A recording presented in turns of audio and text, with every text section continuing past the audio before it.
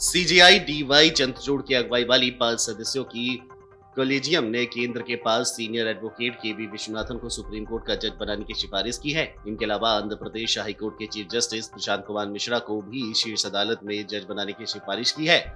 अगर विश्वनाथन के नाम को मंजूरी मिलती है तो वह 12 अगस्त 2030 को चीफ जस्टिस ऑफ इंडिया बन सकते हैं।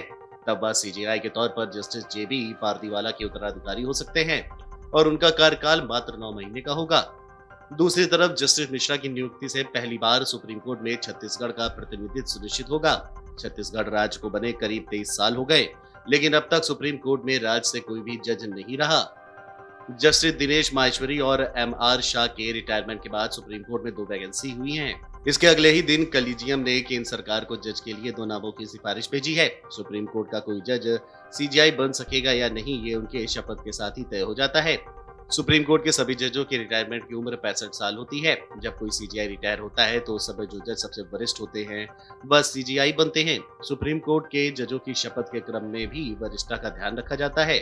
जो वरिष्ठता में सबसे ऊपर होते हैं उन्हें सबसे पहले शपथ दिलाई जाती है। इसीलिए एक ही दिन शपथ लेने वाले सुप्रीम कोर्ट के जजों में भी जब वह जज सीनियर माने जाते हैं जो पहले शपथ लिए होते हैं।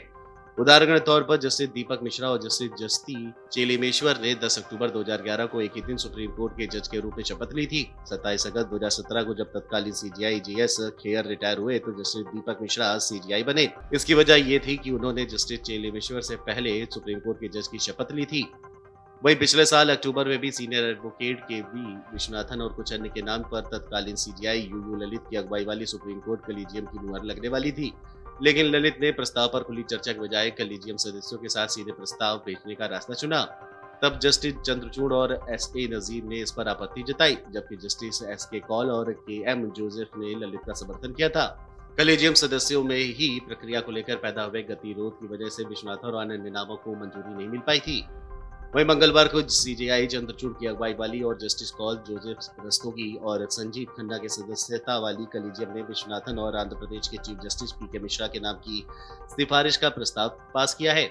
प्रस्ताव में दोनों की क्षमता, निष्ठा, अनुभव और ज्ञान का खास जिक्र किया गया है। कॉलेजियम में कहा गया है कि विश्वनाथन की नियुक्ति से सुप्रीम कोर्ट में बार का प्रतिनिधित्व बढ़ेगा। Justice PS. नरसिम्हा बार से ही हाई कोर्ट जज के तौर पर नियुक्त हुए थे। कॉलेजियम ने कहा कि विश्वनाथन सुप्रीम कोर्ट के बार के प्रतिष्ठित सदस्य हैं। उनके व्यापक अनुभव और गहरे ज्ञान से सुप्रीम कोर्ट को अहम फायदा पहुंचेगा।